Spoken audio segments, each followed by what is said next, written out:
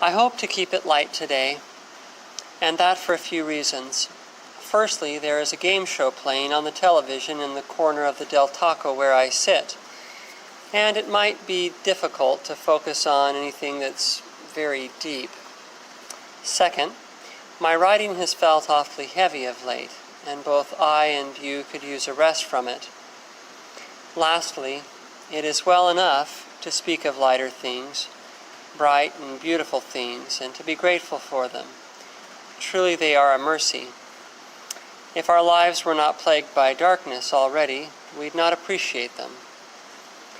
You know, the funny thing is that now that I've chosen my theme, I find no words to convey the sunshine that warms me. It just is. If you know it, even now it warms you too, at just the thought of it. If you'd like, feel free to stop this recording and bask in it for a while. Never come back if you please. I can do no better than it can. There is a funny thing about light. I remember as a boy imagining that it might be like what it might be like to some obscure organ of my body on the inside. The thought was disturbing to me. I imagined a dark, wet place, surrounded by other flesh, touching but never seen, and I could not imagine a life that never came out into the sunshine. How do they endure it? How do they endure it, I wondered. But I've learned since that light takes different forms and can make itself perceived in many and diverse ways.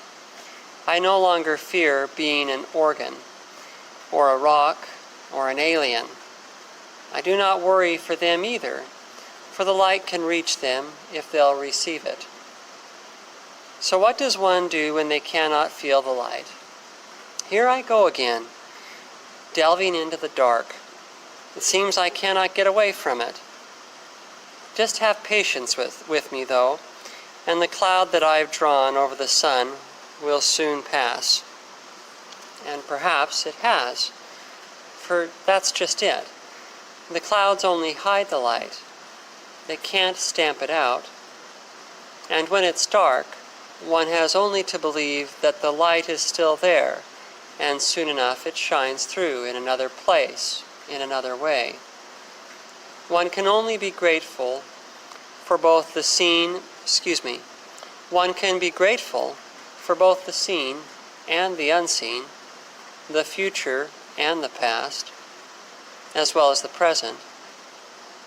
The sunshine of days yet to come are no less real than the fondest memories of former years and the brightness of the sunshine that peeks through the clouds this very moment. One has only to begin to exercise themselves in gratefulness to find these hidden lights.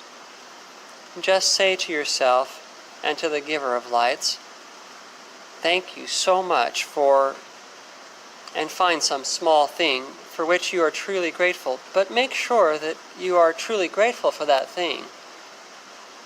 This may be difficult at times. I remember once when the misery specifically of loss and loneliness overwhelmed me. I knew that I must find something quick, for the powers of darkness were too deep for me in that moment. I said, "I am so grateful for," and then I groped for something real, and I couldn't find anything.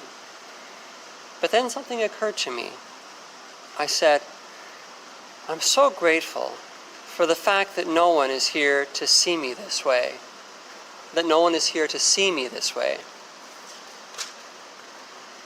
And though the sentiment was a new one for me, it was real. I truly meant it, whether for good or for ill.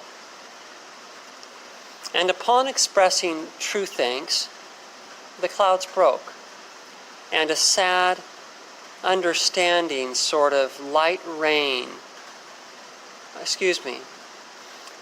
and a sad, understanding sort of light rained down upon me and comforted my wounded soul. I hope today that some point of light, some sort of light, has shone through these words, and that it has warmed you as it has me. God bless you. The Trackless Path.